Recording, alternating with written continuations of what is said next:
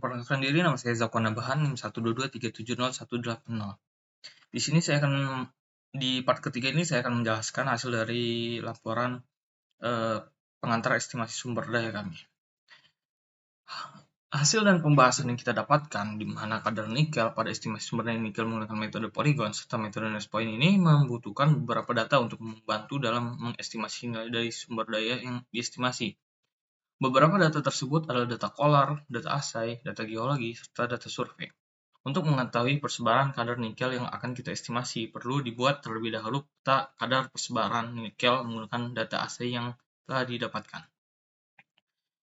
Dari peta yang telah kami buat, diketahui kadar nikel yang di atas dapat dilihat bahwa kadar nikel daerah eksplorasi menunjukkan lebih dominan memiliki kadar yang rendah, yaitu 0,1-1%. Sedangkan pada kadar nikel tinggi ataupun nominal 2-3,6% hanya terdapat pada beberapa area. Data sebaran ini dapat digunakan untuk merencanakan prospek daerah eksplorasi selanjutnya, serta penentuan klasifikasi sumber daya yang diestimasi. Kemudian pada metode polygon, estimasi sumber daya nikel menggunakan metode polygon ini dapat dilakukan terlebih dahulu dengan menentukan daerah-daerah pada pengaruh pada setiap titik bor yang didapat.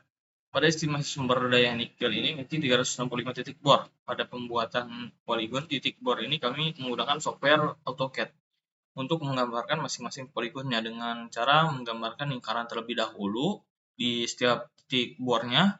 Kemudian kita membuat lain pada batas-batas lingkaran yang berpotongan, sehingga kita ketahui batas-batas lingkaran yang berpotongan tersebut dihapus. Kemudian poligon akan terbentuk pada titik-titik bor tersebut. Jika peta Nernst point sebelumnya di-overlay dengan peta kadar rata-rata nikel, maka kita akan melihat sebaran kadar nikel pada daerah-daerah poligonnya. Pada peta dapat kita lihat bahwa sebaran kadar dari nikel tersebut diasumsikan dengan kadar dari suatu titik bor, sama dengan kadar di sekitar daerah pengaruhnya.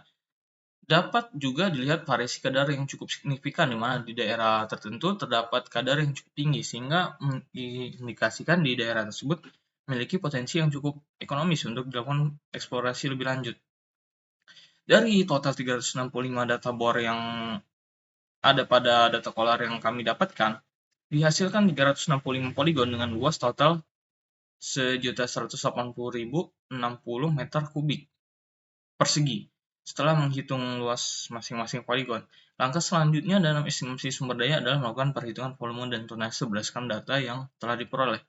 Metode poligon di atas, di mana luas area poligon yang telah dihitung dilakukan dengan dikalikan dengan ketebalan dapat yang diperoleh dari data geologi untuk mendapatkan volume. Selanjutnya, volume ini dikalikan dengan berat jenis Ni sebesar 8,9 kg per meter kubik. Untuk memperoleh tonase sumber daya melibatkan penentuan nilai rata-rata kadar dari setiap titik bor nikel pada poligon yang akan berpengaruh pada estimasi total sumber daya. Rumus perhitungan volume serta tonase estimasi sumber daya nikel diketahui bahwa volume sama dengan poligon dikali rata-rata kadar. Kemudian untuk tonase sama dengan volume dikali spesifik gravity. Dengan rumus perhitungan tersebut nantinya kita akan mendapatkan total estimasi sumber daya nikel. Mungkin itu saja yang bisa saya sampaikan pada part ketiga ini, kurang lebihnya mohon maaf dan terima kasih.